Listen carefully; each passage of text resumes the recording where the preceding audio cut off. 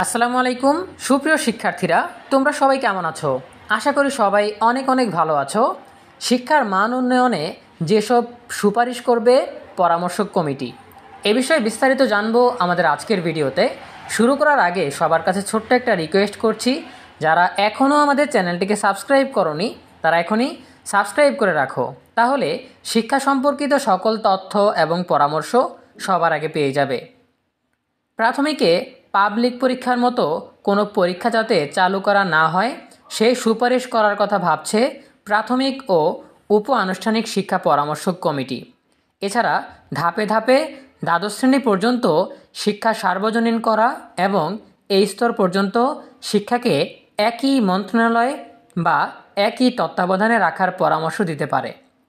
পাশাপাশি স্থায়ী শিক্ষা কমিশন করা, শিক্ষকদের বেতন ও মর্যাদা বাড়ানো, দুর্বল বা পিছিয়ে থাকা শিক্ষার্থীদের জন্য বিদ্যালয়ের মধ্যেই পৃথক ব্যবস্থা রাখা, শেখার দিক বিবেচনা করে বিদ্যালয়গুলোকে লাল, হলুদ ও সবুজ এই 3 শ্রেণীতে গ্রেডিং করা সহ একগুচ্ছ সুপারিশের চিন্তাভাবনা করছে পরামর্শক কমিটি।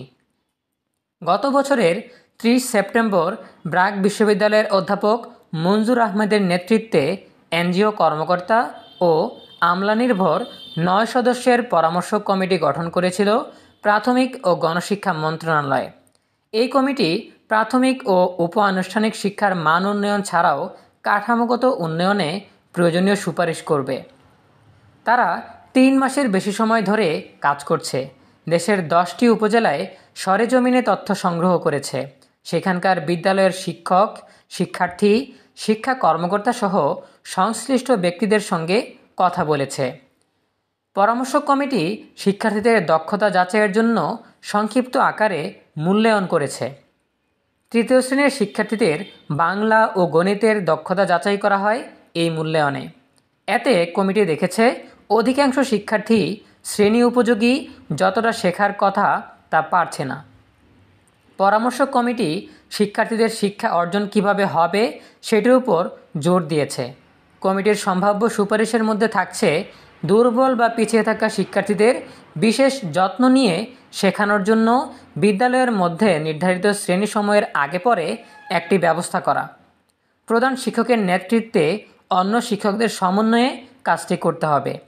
এজন্য শিক্ষকদের প্রণোদনা দিতে হবে, যা সরকারকে বাজেট আকারে দিতে হবে। পরামর্শক কমিটি প্রাথমিকে পাবলিক পরীক্ষার মতো কোনো পরীক্ষা যাতে চালু করা না হয় সেই সুপারিশ করার কথা ভাবছে। তবে বিদ্যালয়ে ধারাবাহিক ও প্রান্তিক মূল্যায়ন, প্রথম, দ্বিতীয় ও বার্ষিক পরীক্ষা রাখার পক্ষে তারা। পাশাপাশি জাতীয় শিক্ষার্থী মূল্যায়ন NSA এর আদলে শিক্ষার্থীদের জন্য একটি মূল্যায়ন ব্যবস্থা চালুর সুপারিশ করবে কমিটি। কমিটির পর্যবেক্ষণে এসেছে প্রাথমিক শিক্ষকদের দাবি দাওয়া নিয়ে আন্দোলন হয়। দাবি দেওয়ার বিষয়টি সমাধান হওয়া দরকার। শিক্ষকেরা যাতে ঠিকমতো নিজেদের দায়িত্ব পালন করতে পারেন সেজন্য উপযুক্ত পরিবেশ ও সুযোগ সৃষ্টি করতে হবে।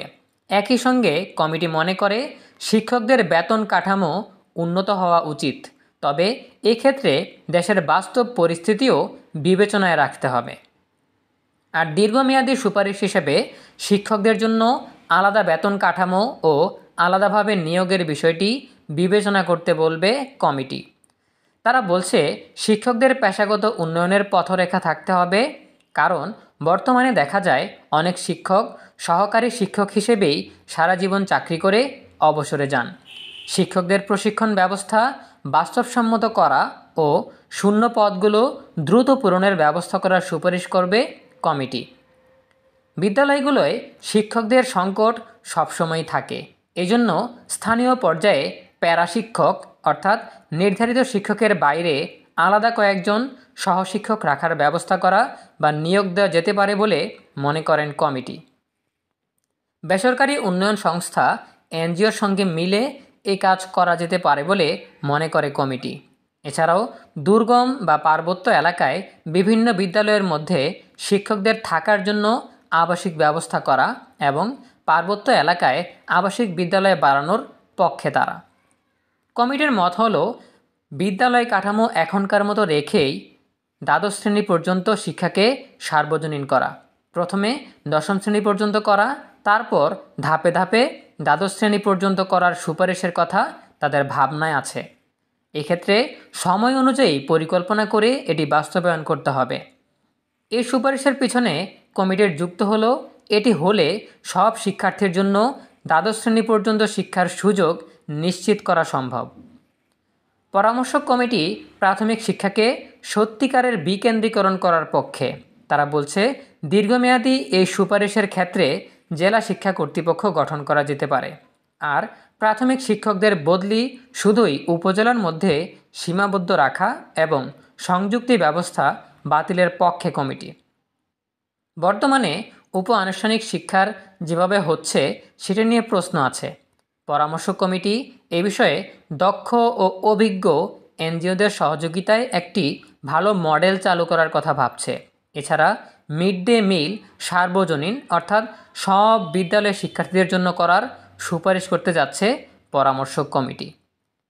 অধ্যাপক মঞ্জুর আহমেদ বলছেন, তারা মূলত শিক্ষার্থীদের উপযুক্ত শিক্ষা অর্জন ও তাদের স্বার্থের বিষয়টি বিবেচনা করে প্রয়োজনীয় সুপারিশ করতে যাচ্ছেন। আর শিক্ষার্থীদের উপযুক্ত শিক্ষা অর্জনের মূল শক্তি হলো শিক্ষক। তাই শিক্ষকদের জন্য প্রয়োজনীয় পরিবেশ ও সুযোগ নিশ্চিত করতে হবে। শিক্ষকদের বেতন ও মর্যাদা বাড়ানোর বিষয়ে তারা সহানুভূতিশীল হয়ে সুপারিশ করবেন। তারা আশা করছেন যেসব সুপারিশ করা হবে তা বাস্তবায়নে পঞ্চম প্রাথমিক শিক্ষা উন্নয়ন কর্মসূচি PEDP 5 সেগুলো অন্তর্ভুক্ত করা এবং আগামী বাজেটে প্রয়োজনীয় বরাদ্দ রাখা হবে।